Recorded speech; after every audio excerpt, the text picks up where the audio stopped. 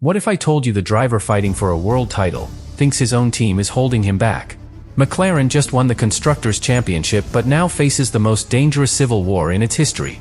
Oscar Piastri has been outpaced, penalized, and some say, betrayed. And with only 3 races left, everything could explode in Las Vegas under the lights. What if the man chasing a world championship believes his own team is slowing him down? That is not a conspiracy theory from a comment section. That is the cold, growing sentiment surrounding Oscar Piastri inside McLaren. A young driver who once moved like a chess grandmaster on the track is now being cast as a victim of political power plays behind the pit wall. How does a title fight become a psychological battlefield? It starts when trust breaks, and right now, trust at McLaren is in short supply. McLaren has just conquered the Constructors' Championship, a feat they hadn't achieved in over a decade. The car is brilliant. The development was relentless. The team, on paper, is untouchable. But paper doesn't win titles, drivers do. And behind the scenes, there's a silent fracture tearing through the garage. Lando Norris is leading the points, Oscar Piastri is falling behind, and every microphone, every camera, every fan forum is asking the same thing: is McLaren picking a favorite? That question has taken on a dangerous life of its own. Piastri's slump began as a puzzling drop in pace, but it quickly spiraled into something much darker. In Brazil, he collided with Kimi Antonelli and Charles Leclerc in an incident that cost him a shot at the podium and handed Norris a perfect weekend.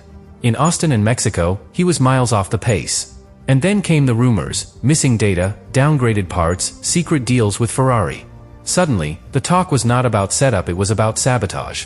Let us be clear, there is no proof of foul play. But there is plenty of proof of chaos. McLaren's leadership has been walking a tightrope all season, balancing 2 elite drivers with title ambitions under the now infamous papaya rules.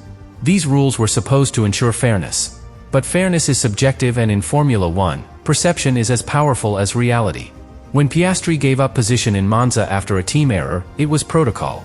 When Norris made contact in Singapore and kept his place, that felt personal. With just 3 races left, the timing couldn't be worse. Las Vegas is next to high-speed, low-grip street circuit under the Nevada night. It is a circuit built for chaos. A circuit where Lando Norris, with his mastery of low-grip conditions, is expected to thrive. And Piastri? He arrives battered by a series of weekends where he felt slower, sidelined, and second best. His driving isn't broken. But his momentum might be. And that could be fatal in a title fight this close. This is not just about who wins the next race. This is about whether McLaren can manage 2 hungry lions in the same cage. Because if they fail, if emotions boil over on the strip, they might not just lose the championship. They could lose their identity as a team. And for Oscar Piastri, this is no longer about chasing Norris. It is about proving to the world that he is not McLaren's number 2 no matter what the radio says. As the sun sets over the Las Vegas Strip, the numbers cast long shadows on the championship table. McLaren has already secured the Constructors' crown, a triumph that cements their technical superiority over the rest of the grid. Their car, the MCL39, has outclassed Mercedes, Red Bull, and Ferrari across multiple continents. But while the team celebrates that collective milestone, an individual battle still rages within its own walls. The Drivers' Championship is wide open and dangerously personal. Lando Norris holds the upper hand. After his clinical victory in Brazil, he now leads Oscar Piastri by 24 points. That gap may seem manageable with 3 races to go, but it represents a full Grand Prix win plus a sprint worth of distance. In practical terms, Norris could afford to finish behind Piastri once or even twice and still maintain a lead going into the final showdown in Abu Dhabi. Piastri, meanwhile, has no such margin for error. One more poor result, and the math becomes brutal. What makes this title fight so precarious is its internal nature. Norris and Piastri drive identical machinery. They share the same data. They report to the same strategists. Yet, the championship table tells a tale of divergence. Norris has been ruthlessly consistent: 7 wins, few mistakes, and a late-season surge. Piastri, who was leading after Mexico, has endured 3 punishing weekends in a row. He hasn't just lost races, he's lost psychological ground. And that's a currency even more difficult to recover. The numbers also reveal just how delicate this battle truly is. If Norris finishes second in all remaining races, and Piastri wins each of them, the final margin would still favor Norris by 2 points. That means Piastri cannot simply win. He must dominate. He must hope that Norris trips or is tripped at least once. There is no breathing room. And with the next venue being a street circuit notorious for low grip, cold temperatures, and unpredictable strategy windows, the probability of chaos is high. But even chaos has rules.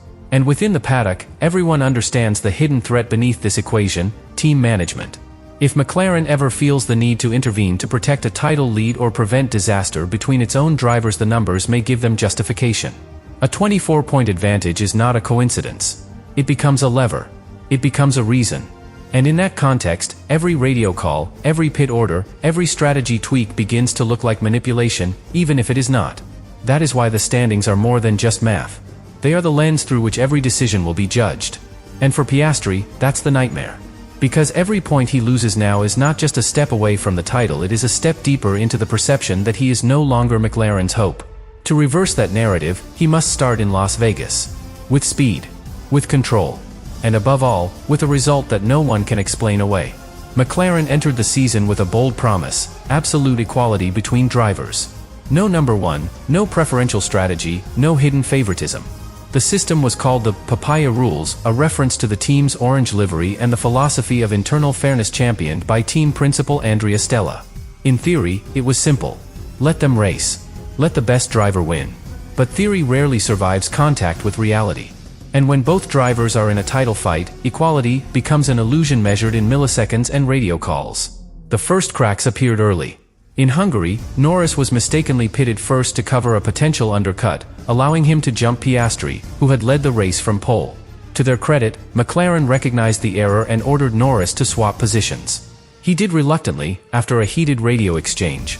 It was seen as a sign of maturity, a commitment to justice within the team. But it also set a precedent. McLaren was willing to use team orders, not to favor a driver, but to correct its own mistakes.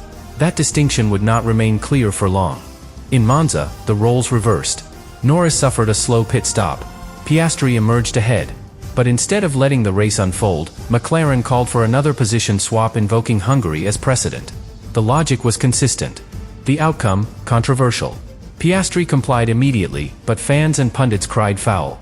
Was this fairness, or favoritism? Why should a driver be punished for a team error not of his making?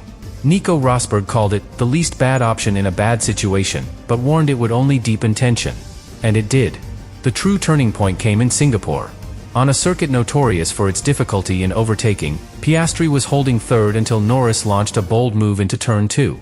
Contact was made. Piastri was forced wide. Norris kept the place. No swap. No apology. And this time, no justification from McLaren. Piastri's frustration boiled over. That's not fair, he radioed not once, but twice. It wasn't a tactical complaint. It was a moral one. A driver who had followed orders without hesitation now felt the rules had changed. What made it worse was the context. Just 3 weeks earlier, Piastri had been ordered to yield after a pit stop error. Now, with a teammate gaining position through contact, a direct breach of the Papaya Rules' first law: don't crash into your teammate, McLaren stayed silent. The stewards called it a racing incident. But the team's silence was deafening. Stella said Norris would face internal consequences. Nothing materialized. The message to Piastri was clear: when fairness became inconvenient, it disappeared. The technical principle of equality is easy to proclaim. But in a season this close, the margin between logic and politics disappears. Every decision has downstream consequences in tire strategy, pit timing, engine modes, even who gets the final say on car development direction. What began as a noble concept has turned into a dangerous ambiguity. And no one suffers more from ambiguity than the driver not leading the standings. For Oscar Piastri, engineering no longer feels neutral. It feels weaponized. After the clash in Singapore, something shifted, not in the mechanics of Oscar Piastri's car, but in the rhythm of his driving and the sharpness of his weekends. Up until that moment, he had matched Norris blow for blow across the season, even leading him in the standings after Mexico. But once Norris passed him with contact and escaped accountability, the psychological equation changed. Confidence, in Formula One, is not abstract. It flows into corner entry speed, tire temperature windows, throttle response. And from Singapore onward, Piastri looked a step behind. In Austin, Piastri qualified 6th. That alone raised eyebrows. A driver who had been fighting for front rows now sat over half a second behind his teammate. And it wasn't a one-lap fluke. Throughout the weekend, in all conditions, on all tires, he lacked the mechanical grip and corner rotation that had defined his driving style. Norris, on the other hand, was flying pole position, strong race pace, total control. Piastri's radio messages turned unusually vague. Feels okay, but the time isn't there. That kind of phrasing isn't just data confusion, it's driver disorientation. The trend continued in Mexico. And this time, the gap widened.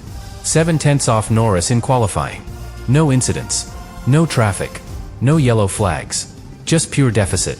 The technical team offered logical explanations. Piastri struggles in low grip conditions. Norris excels when the car dances beneath him. It made sense on paper, but it didn't calm the paddock. Fans, media, and online analysts began to speculate. How can a driver fall so far, so fast, after battling for wins just weeks earlier? That vacuum of logic is where conspiracy thrives. Within hours, YouTube exploded with dramatic titles: "Sabotage at McLaren," "Piastri betrayed," "The leaked footage they don't want you to see." These were not whispers, they were headline-level narratives, repeated by channels with millions of views. Claims emerged of fuel inconsistencies, telemetry blocks, component swaps. One video accused McLaren of switching out Piastri's rear suspension for an older spec just before qualifying. None of it was verified. But that's not the point, the audience already believed it. Inside McLaren, the tension was harder to contain. Engineers were now caught in a minefield. Every setup decision, every software change, every radio silence risked being interpreted as bias. Andrea Stella tried to extinguish the flames with a simple truth: Piastri struggles in cold, slippery conditions. But the truth isn't always satisfying. Especially when the scoreboard shows a 24-point gap that wasn't there a month ago. Suddenly, Piastri wasn't just slower, he was being outclassed. And nobody knew why.